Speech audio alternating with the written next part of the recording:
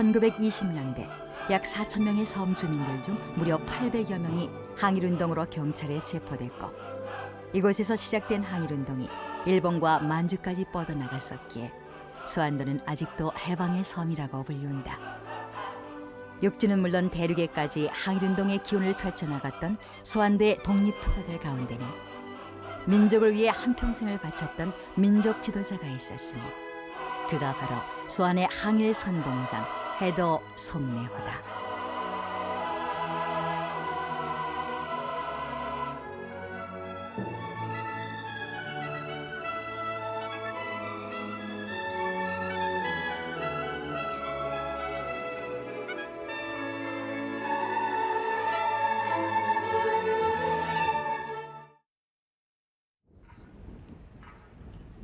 완도군 소암면 B자리에는 민족의 해방을 위해 목숨을 바쳤던 애국지사들의 투혼을 기리기 위한 항일탑이 세워져 당시의 항일운동을 오늘날까지 전하고 있다. 소안도가 단일 면으로는 가장 많은 수의 항일운동가를 배출할 수 있었던 것은 일신의 부귀영화보다는 민족의 해방을 중요하게 여겼던 소안도 주민들과 송내호라는 큰 인물이 있었기 때문이다.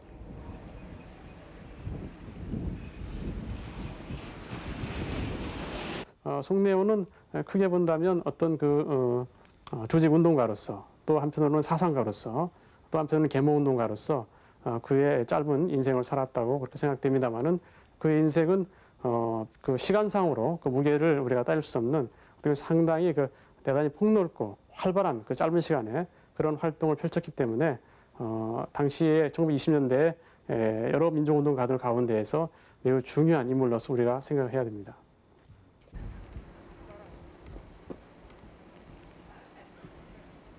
동학농민운동의 여파가 채 가시지 않았던 1895년 송내호는 면수로 있던 송윤삼의 사남 2녀 중 둘째 아들로 태어났다. 비교적 넉넉한 가정에서 태어난 송내호는 어려서부터 서당을 다니며 전통 한학을 공부했고 서예를 배워 글솜씨가 뛰어났다고 한다. 총명하면서도 진솔한 성격을 지녔던 송내호가 항일 선봉장이 될 수 있었던 것은 어느 지역보다도 신문물을 빨리 받아들였던 소안도의 지역적 특성이 중요한 역할을 했다.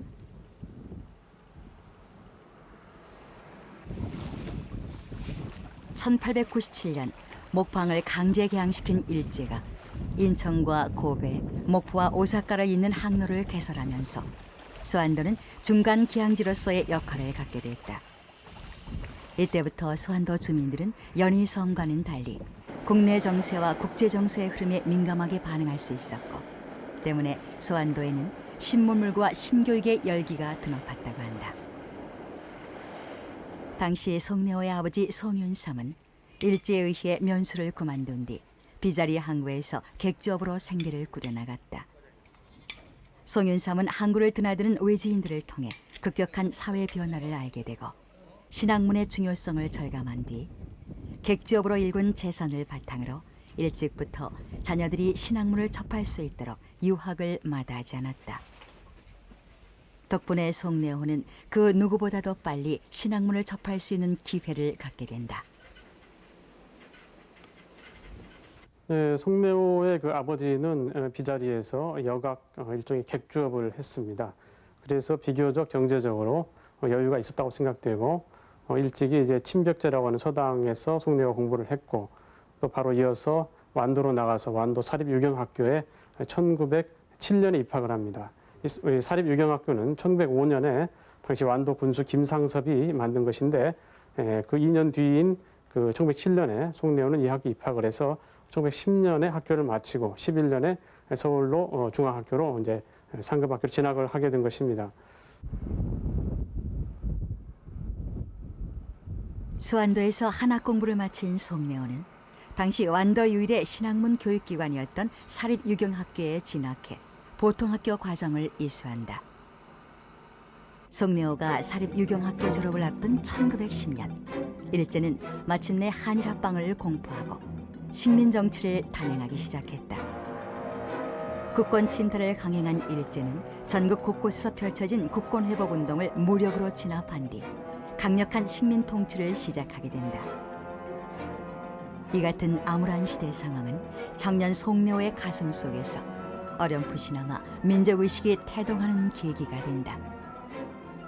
송내호의 민족의식은 상급학교 진학을 통해 더욱 구체화되는데 당시 송내호가 진학했던 서울중앙학교의 민족주의 전통이 그의 의식 속에 잠자고 있던 민족에 대한 사랑을 일깨우게 된다. 1911년 보통학교를 마친 송내호는 서울의 사립중앙학교에 진학한 뒤 신학문을 공부하는 한편 재경완도 학우회를 결성하는 등 이때부터 민족 지도자로서의 자질을 갖춰나가게 된다. 그분을 가까이 했던 그 분들의 이제 그 증언에 의하면 굉장히 그 독서열이 강하고 항상 그 책을 손에 놓지 않았다. 그래서 그 당시에 이제 유홍열 선생, 홍명희 선생, 그리고 이제 송내호 선생을 일컬어서 토각 삼거리다 할 정도로 굉장히 영특했고, 또 그분은 영어, 일어에 능통하고 대단히 달변가로서 그 화술이 대단했다. 서울사립중앙학교는 1910년 애국계몽운동 단체인 기호학교와 6.1준 오세창 등이 설립한 용의학교가 합해져 애국계몽운동의 일환으로 설립된 학교였기 때문에 송내호는 애국계몽운동과 항일 정신을 마음 놓고 키워나갈 수 있었다. 그 중앙학교라고는 학교 자체가 당시에 이제 항일 민족운동의 주축이 된 사람들이 이 학교를 만들었기 때문에 당시에 그 학교의 교장들이 가령 윤치호 선생, 육일준 선생, 김성수 선생, 송진우 선생, 이런 민족 지도자들이 그 학교를 운영했던 것이고, 바로 그런 교장 선생들 이하 교사들이 바로 항일운동의 제1선에 섰던 사람들이기 때문에 그런 분들의 사상적인 영향을 많이 받았지 않겠냐, 그런 생각을 하게 됩니다. 송내호가 서울에서 중등과정을 이수하며 학생운동에 주력하고 있을 무렵 수안도에서는 서움 주민들의 사활이 걸린 토지 반환 소송을 치르고 있었다. 1905년 을사보호조약을 체결한 후 보호정치를 시작하면서 토지조사 사업에 착수했던 일제는 왕족을 회유할 목적으로 수안도 토지의 소유권을 이기용이라는 왕족에게 넘겼다. 이 때문에 졸지에 소작인으로 전락해버린 수안도 주민들은 일제의 침략에 순응하는 대신 온몸으로 저항하며 집단 토지 반환 소송을 제기한 것이다. 당시 소안도의 토지는 조선 후기부터 사도소유자의 고대 손인 그 이경이라는 그 집안의 토지로 그렇게 되어 있었습니다. 사실은 그 토지는 소유권을 준 것이 아니고 어떻게 하나 세금을 그 집안에서 거둬가도록 그렇게 되어 있었습니다. 그런데 한말에 와서 그 이기용이라는 사람이 그 토지가 자기의 소유권을 가진 토지라고 하는 이런 주장으로 나왔기 때문에 이제 소안도 사람들은 거기에 대해서 토지 분쟁을 이제 들고 나와서 소송을 제기한 것입니다. 배운 것 없고 가진 것 없는 무지랭이 백성들이 청칼로 무장한 일제에 대항할 수 있었던 힘은 일찍부터 시작된 애국계몽 교육에서 나온 것이다. 당시 어느 곳보다 교육열이 높았던 소안도 주민들은 1914년 사립중화학원을 설립했고, 사립중화학원은 신학문과 함께 항일 애국 사상을 교육시키는 민족학교의 성격을 띠고 있었다. 때문에 당시 일본 경찰은 중화학원 바로 옆에 주재소를 세워 수안도의 민족교육을 감시했다고 한다. 이 같은 적극적인 교육 사업은 훗날 수안 항일운동의 투사들을 배출하는 결정적인 계기가 됐다. 중화학원이 개교하던 1914년 서울중화학교에서 신문학과 민족의식을 배우고 있던 송내호는 6회 졸업생으로 중등과정을 이수한다. 20살의 나이로 중앙학교를 졸업한 송내호는 곧장 고향으로 내려와 중화학원에서 교편을 잡으며 후진 양성에 노력했다. 우리가 들은 바에 의하면 이제 김상원 선생이 사제를 따라서 세워가지고 운영하고 있을 때 송내호 선생이 중앙에서, 그때는 대학교도 없는 때라 중앙에 중앙고보를 나왔다면 이제 최고 그 학부를 나왔다고 이렇게 고등교육을 받았다는 분이 오셔서 교편을 잡은 거예요. 거기서 이제 그 선생이 보다 넓은 그 세계를 우리 소환 그 후대들에게 전하고 그래 왔다고 봐야죠. 현재 완도 김 생산량의 70%가 소환도에서 생산되고 있을 만큼 호남의 김 생산지로서 큰 위치를 차지하고 있는 소환도는 1910년대 당시에도 주민의 많은 수가 김양식으로 생계를 유지하고 있었다. 수안도처럼 작은 섬을 비롯해 여러 지방에서는 조선시대부터 부모님의 회갑잔치나 집안의 큰일을 대비해 위칭계라는 친목계 형식의 전통적인 계가 존재했다. 송내호는 토지반환 소송으로 결집된 항일의식을 발판 삼아 위칭계로 위장한 정치적 비밀결사 단체인 수의 위칭계를 조직하게 된다. 수의 위칭계는 수안의 최초의 항일 조직으로서 훗날 들불처럼 펼쳐지는 완도 항일운동의 뿌리다.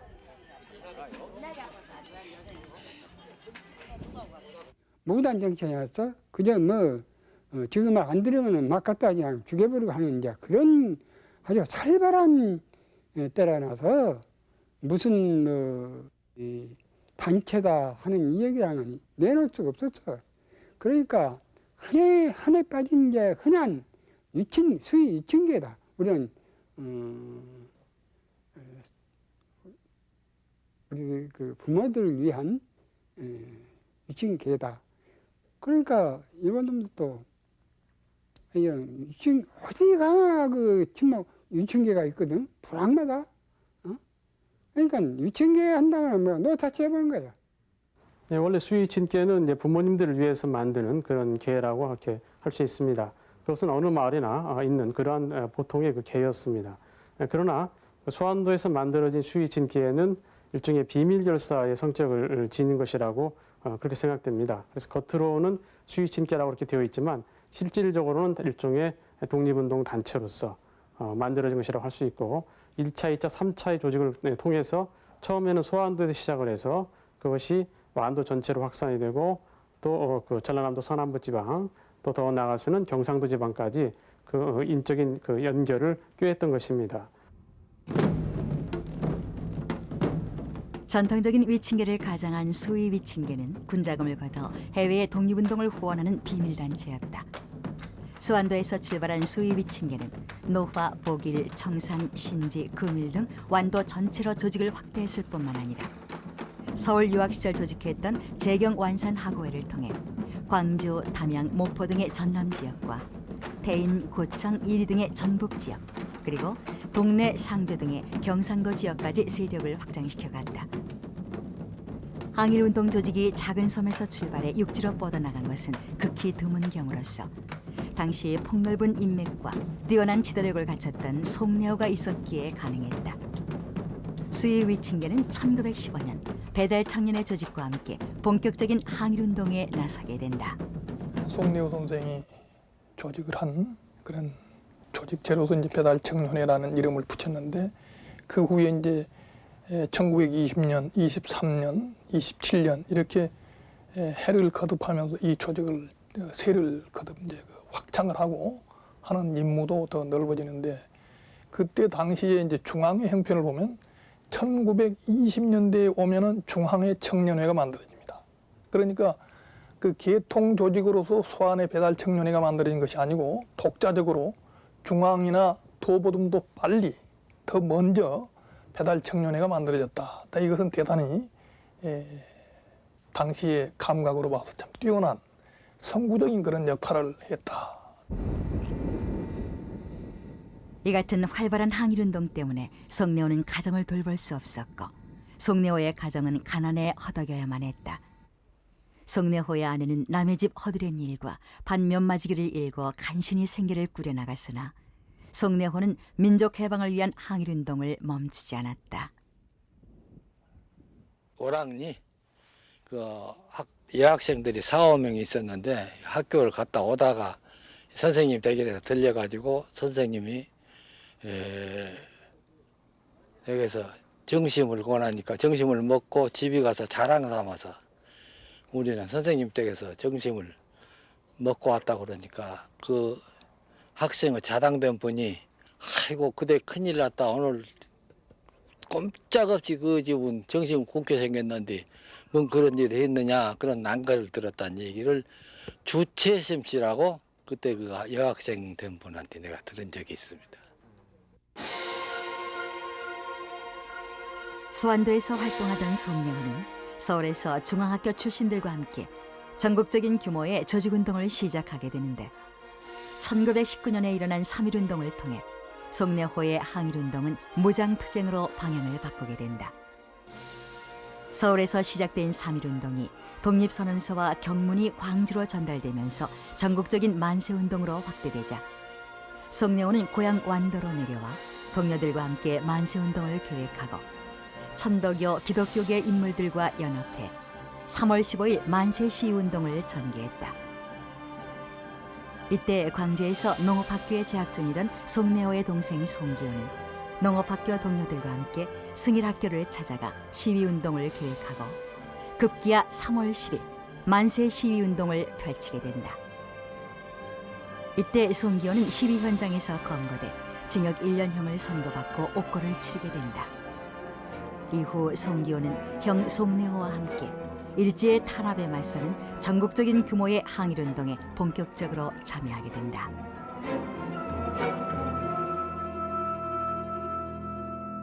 (1910년대의) 국내의 경우에는 이미 의병운동도 가라앉게 되고 여타의 다른 그 독립운동은 거의 잠잠한 그런 상황이었습니다.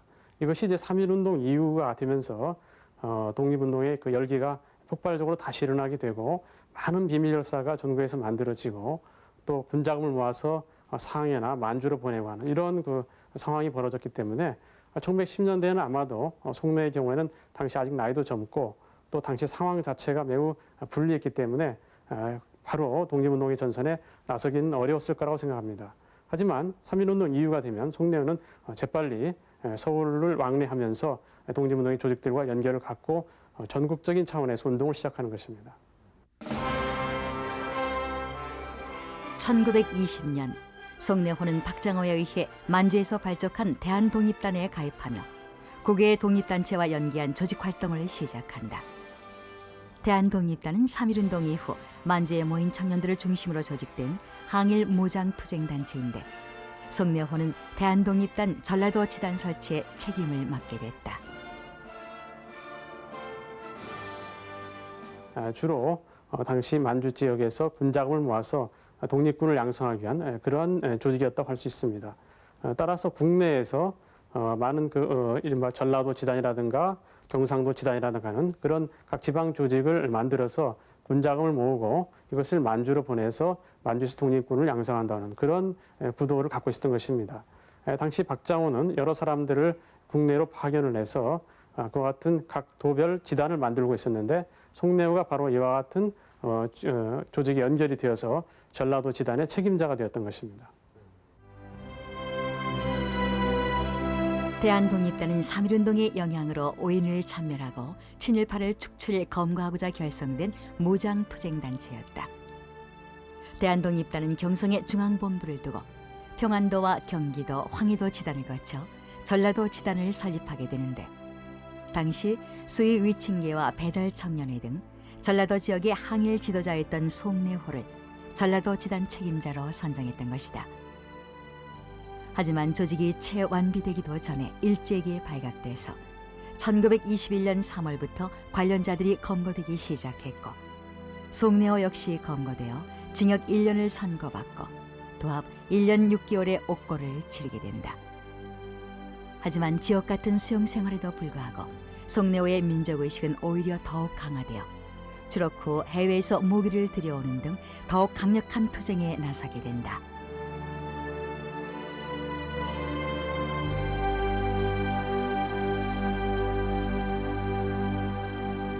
(1914년에) 조직했던 수의위층계나 1923년에 그 배달 청년의 그 활동 상황이나 1927년에 조직됐던 일심단 이런 것들은 전부 이제 그 송내호 선생이 지도하에 만들었던 조직들인데 이 조직들이 공통적으로 한 그 사업을 보면은 국내에서 군 자금을 모금해 가지고 해외인 만주나 일본, 북경 이 등지의 항일운동 지도자들과 교섭을 해가지고 자금을 공급하고 또 그쪽에서는 그때 당시 유결포라고 하는 요즘 권총이라고 하는 그런 것들을 국내에 판입해가지고 경상도, 전라도에 배정하는 그런 일들을 했는데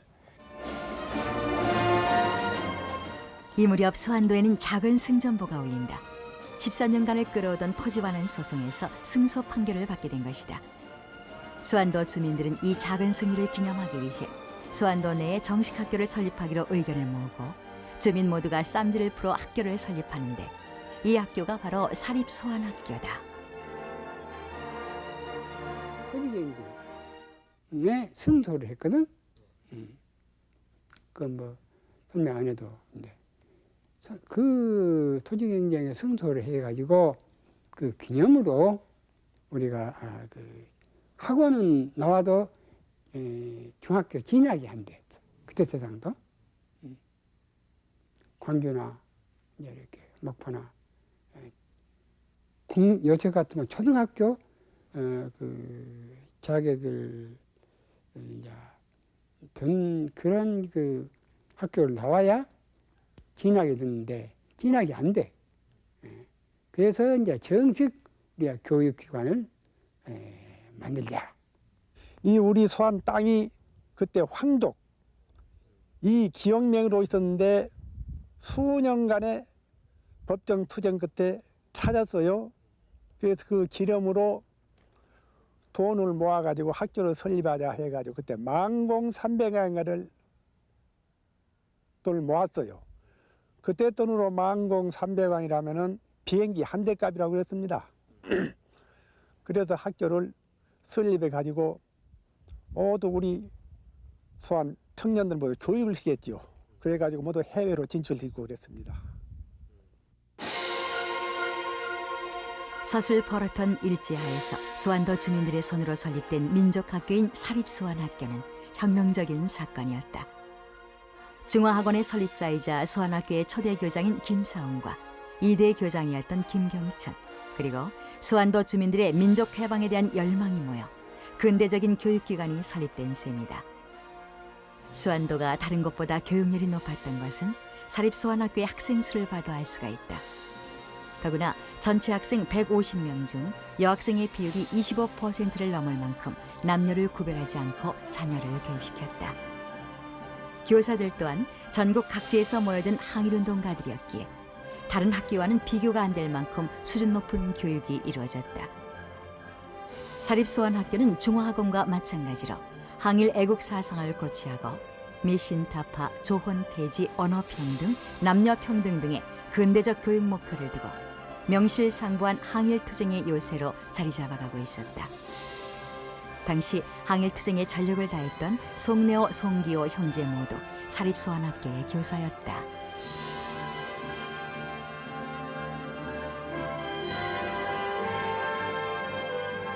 이 사립수안학교가 수안 사람들을 깨우치게 되는, 이를테면 눈을 깨이게 하는 결정적인 계기가 되죠. 바로 그 사립수안학교가 독립사관생도를 길러낸 장소가 되고 아까 소개했던 일심단, 배달청년회, 노농대송회 그 멤버의 중심들이 바로 이 학교를 나온 사람들입니다. 그래서 무엇보다도 이 수안의 항일운동 송 선생이 생각했던 것은 먼저 내가 누구냐, 깨어나야 된다, 까막눈을 튀어라, 이런 이를테면 대자적 자각을 교육사업을 통해서 일궈냈다. 이런 깨인 전제가 먼저 전제가 됐던 그런 탁견이 있었다. 그래서 송 선생도 처음에는 그 실력 배양을 위한 애국 개몽 운동에 스스로 몸을 던졌지요. 그래서 이제 한동안 사립중화학원의 교사로서 일했던 것이 이제 그런 밑거름이 된, 바로 그 송내오 선생의 동생인 송기호 선생도 같은 그 교사로서의 수안뿐만이 아니라 군해면, 신지면 등지에서도 그런 교육 사업을 올곧게 했습니다.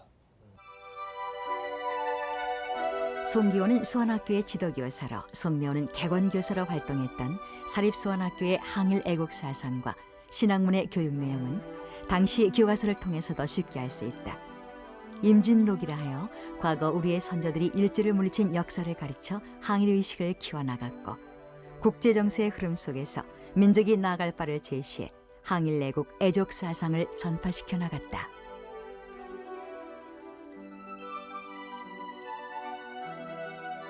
노래를 봐봐. 노래가 전부 그 공가다 뭐 행진곡이다 뭐 한 것이 전부 그 민족의식 고취하는 노래들이거든. 노래들이었어.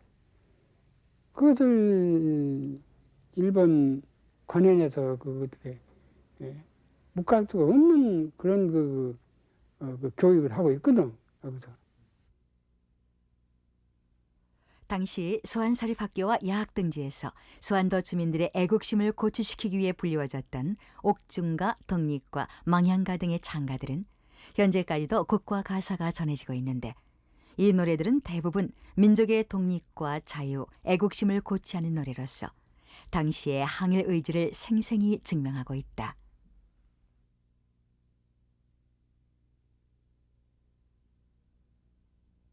지공무사 하나님이 우리 인류 냈을 때 남녀노소 귀천 없이 각각 자유 주셨네. 그 일은 배반하고 야욕강시 일삼아 귀중하신 남의 자유 빼앗기가 상사라. 슬프도다 애처롭다 자유 없는 민족아 너의 적인 그 생활은 죽기만도 못하다. 포악하고 무도한 놈 악행당했으므로 골속까지 맺힌 병은 천면만기 달인다. 일제의 감시 속에서도 사립소환학교는 학생들에게 애국정신을 가르치며 항일투사로서의 자질을 기르게 했다. 송명호는 독립군으로서의 자질을 기른 사립소환학교의 졸업생들과 함께 더욱 활발한 조직운동을 할 수 있었는데 배달청년회와 수의위층계의 조직을 더욱 확대 강화시키며 민족해방운동에 적극적으로 참여하게 된다. 이를 위해 1924년 3월 송명호는 노농운동의 일환인 노농연합대성회를 조직하게 되고 소환도의 청년들을 만주등지로 보내 독립군에 가담하도록 했다. 송명호는 몇 차례에 걸쳐서 만주 쪽에 그의 후배들을 보내기도 했고 또 그 중국 본토 쪽에도 그의 후배들을 고향 후배들을 보내기도 했습니다. 이것은 그의 고향 후배들을 국내에서만 활동하도록 하지 않고 국외로 보내서 독립군에 가담해서 활동하도록 이렇게 한 것입니다. 당시 민족운동가들의 상당수가 그와 같은 활동을 했는데 그 까닭은 궁극적으로는 조선의 독립은 무장투쟁을 통해서만이 가능하다고 하는 생각들을 갖고 있었던 것입니다. 따라서 그것을 후방인 국내에서 지원해야 된다는 생각을 가졌고 젊은 청년들은 일찌감치 국외로 나가서 그와 같은 무장투쟁에 합류해야 된다고 하는 그런 생각을 갖고 있었던 것입니다.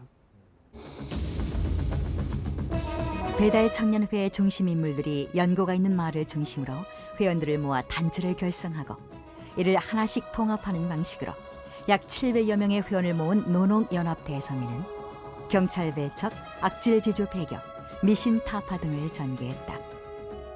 또한 완도 군내에 있던 단체들을 통합해 노농연합회를 조직했고 당시 광주에 있던 전남청년연합회에 가입하는 등 전국적인 조직과 연계해서 조직의 활동 범위를 넓혀갔다. 하지만 이러한 노농연합대성회의 적극적인 활동은 일제의 감시를 받기 시작했고 소환의 주민들은 모두가 말을 하지 않는다는 이른바 불원동맹을 맺어 일제에게 대항했다. 그러나 노농대성의 2차 총회가 열렸던 1924년 9월 회의장에 들어오던 일본 경찰을 쫓아내는 사건을 빌미로 대대적인 검거가 단행됐다. 이때 송내호를 비롯한 노농연합대성의 간부 12명이 공모방해죄, 협박죄, 예배소를 폐한 죄, 보안법 위반죄의 명목으로 구속됐고 송내호를 비롯한 9명이 6개월에서 1년까지의 실형을 언도받았다. 1923년경을 기점으로 해서 당시 민족운동 계열은 사회주의적인 그런 사상을 폭넓게 받아들이게 됩니다. 그 까닭은 일본 자본주의에 맞서기 위해서는 결국 일본 자본주의를 무너뜨려야만 된다는 생각을 가졌고 그러기 위해서는 노동운동 혹은 농민운동으로서 일본 자본가들과 맞서야 된다는 생각을 가졌던 것입니다. 때문에 당시 민족운동가들의 상당수가 그와 같은 사회주의 쪽으로 기울게 되고 농민조합, 노동조합을 조직해서 농민운동, 노동운동에 종사하게 되는데 당시 소환도의 사람들도 역시 그와 같은 방향으로 나아갔다고 할 수 있습니다.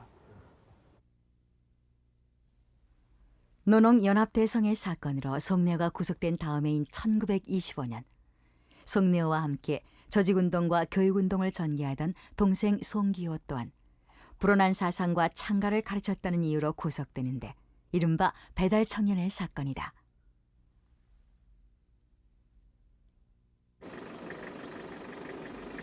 일제는 소환 항일운동의 핵심적 인물들이 구속된 틈을 타 평소 논에 가시 갔던 사립소환학교를 견제하기 위해 1926년 소환 공립학교를 설립한다. 그러나 당시 사립소환학교의 학생 수가 150명인데 비해 공립보통학교는 30명밖에 되지 않을 만큼 소환도 주민들은 일제가 세운 학교에 자녀를 보내려 하지 않았다. 또한 공립학교 학생들은 등하교 시 경찰의 보호를 받아야 학교를 다닐 수 있을 정도였다고 한다. 따라서 일제는 친일파들을 선동해 불온한 교육을 하는 사립소환학교를 폐교시킬 명분을 찾게 된다. 1926년에 석방된 송내호는 곧바로 서울로 올라가 조선민흥회의 설립을 주도했고 수안도에서는 사상단체인 살자회를 조직했을 뿐 아니라 제자 이월성을 단장으로 한 또 하나의 비밀결사단체인 일심단을 조직한다.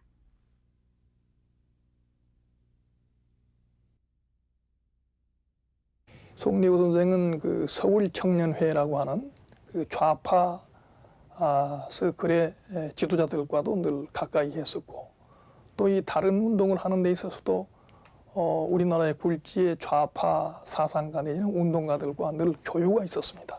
자, 이런 걸로 밀어볼 때 그 선생이 가지고 있던 사상은 아까도 말씀드린 것처럼 냉전 구조 하에서 위험한 생각이 아니라 그때는 당연히 하나의 당위로서 민족해방운동을 쟁취해내기 위한 수단의 그런 사상을 포기했다, 가지고 있었다. 이렇게 생각이 되집니다. 소환의 항일운동이 점차 강화되자 일본의 탄압 또한 살기를 띄워갔다. 급기야 일제는 국경일에 쉬지 않고 일장기를 달지 않는다는 이유로 소환의 독립투사의 산실이었던 사립소환학교를 강제 폐교시킨다. 이 같은 일제의 탄압은 소환의 항일투쟁을 더욱 뜨겁게 달아오르게 했다. 그러자 일제는 복귀운동의 움직임을 사전에 봉쇄하기 위해 경찰을 주둔시키고 통행금지령을 내려 마을과 마을 사이에 교통마저 금지시켰다고 한다. 이때 언론들은 사립소환학교의 사건을 민족운동의 표상으로 삼아 연일 폐교의 부당성을 보도했고 사립소환학교의 복귀운동은 전국적인 운동으로 퍼져나가는 계기가 됐다. 전국 각지와 일본 등지에 조직돼 있던 완도 향호회를 중심으로 사립소환학교 복귀운동이 뜨겁게 달아오르고 있을 때 서울에서는 사회주의 진영과 민족주의 진영이 손을 잡은 신간회가 창립됐다. 이때 송내오가 조선민흥회 대표로 신간회 창립을 주도했다고 한다. 송내오는 신간회에서 지방지회 결성에 임무를 띈 상무간사로 활동하며 문자 보급운동, 생활개선운동, 민족의식 고취운동, 언론 출판 집회의 자유획득운동을 펼쳐나갔다.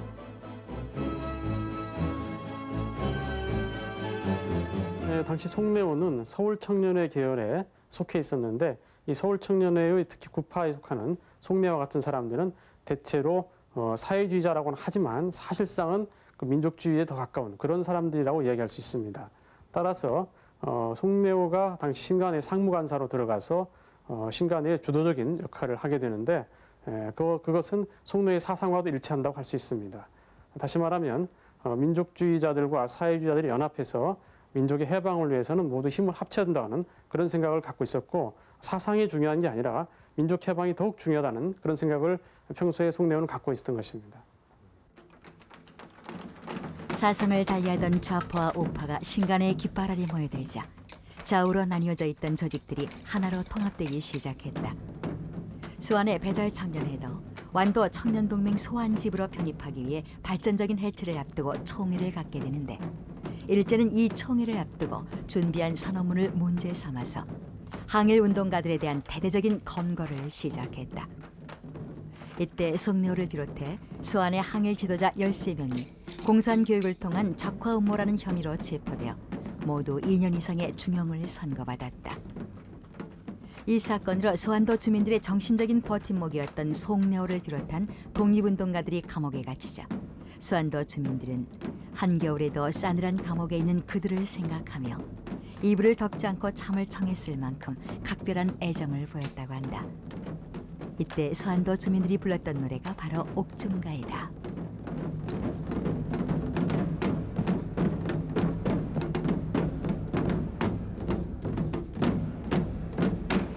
한복도 마지막 그 신하주가 뭐가 이 세상에 생겨난 지 몇 해나 되었냐. 이제부터 너와 나와 두 사이에 잊지 못할 관계가 생겼구나. 때때로 주는 밥은 소수밥이요. 밤마다 자는 잠은 고생잠이라. 수수밥이 맛있다 누가 먹으면 고생잠이 자고 싶다 누가 자리요. 앞뒤로 살펴보니 철강무이요. 곳곳이 보이는 건 붉은 옷이라. 슬프도다 감옥에 있는 우리 형제들 이런 고생 저런 고생 악영당할 때 두 눈에 눈물이 비어드다나 장년 일을 생각하니 길고없도다. 일제하에서 이와 같은 민족운동이나 사회주의운동과 관련해서 체포되는 경우에 물론 당연히 많은 고문이 따랐을 것입니다. 그것은 조직을 캐기 위해서 또는 기타 다른 자금문을 캐기 위해서 그와 같은 고문들이 매우 심하게 따랐을 것이고 또 오늘날과 같이 감옥의 어떤 시설이라든가 것이 좋은 상황이 아니었기 때문에 결국 감옥에서 그와 같이 병에 걸리는 그런 경우들이 상당히 많았습니다. 특히 폐결핵에 걸리는 경우들이 상당히 많았는데 이 송내호, 송교 형제는 모두 다 그와 같은 투옥 과정에서 얻은 병으로 결국 세상을 떠나게 된 것입니다.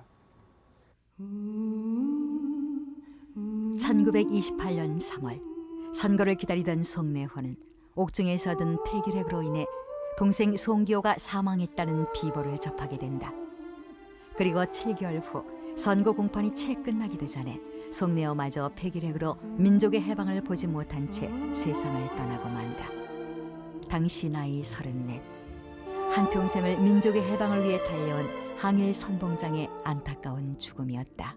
당시 그만큼 이제 우뚝 선 항일 운동의 선봉장이고 그래서 사회장으로 하란다. 그러니까 일제는 그 핑계를 달기를 이 사람은 국사범으로 지금 재판을 받고 있는 범죄자다. 따라서 사회장은 불가능하다. 이렇게 일제가 막았지요. 그래서 할 수 없이 이제 신간회 쪽에서 그렇다면 사회장은 그만두고라도 우리들 신간회 동지장으로 하란다. 그래서 그 이 모양은 이제 신간회 동지들이 이제 모여서 그때 당시 이제 영결식을 하는 사진이 보입니다만은 간소롭게 하게 됐죠.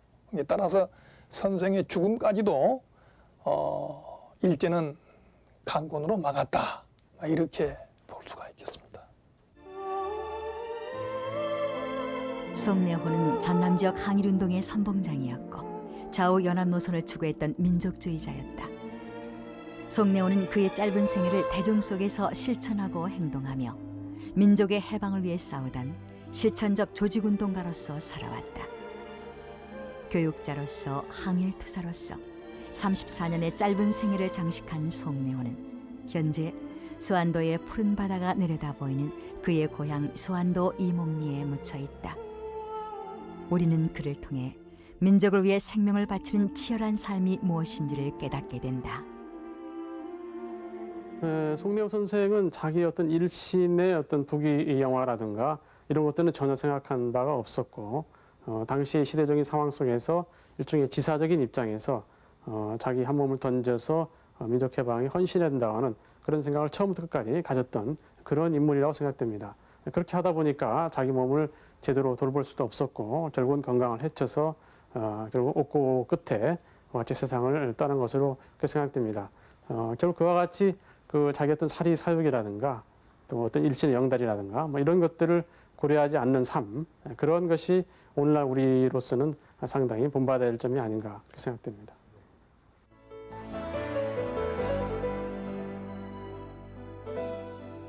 민족을 위해 힘들고 고통스러운 삶을 살았던 해도 송내호. 그와 같은 항일 투사들이 있었기에 오늘의 우리가 존재할 수 있다. 그래서 우리는 그를 기억해야만 한다.